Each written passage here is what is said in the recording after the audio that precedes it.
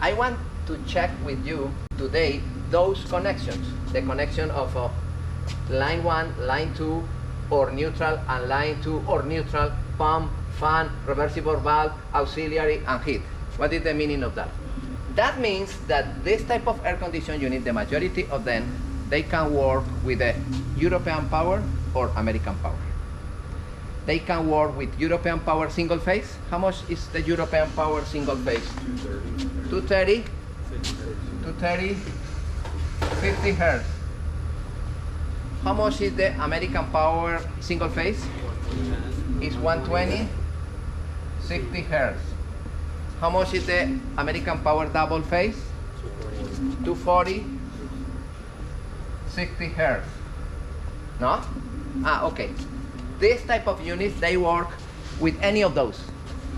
That's incredible. They are designed to work with a single phase European power 230, with a single phase American power 120, or with double phase American power 240. That's okay? If it's if it's European power, what is the color of the wires? Usually blue for neutral. Blue for neutral, brown for hotline, and green with yellow for green.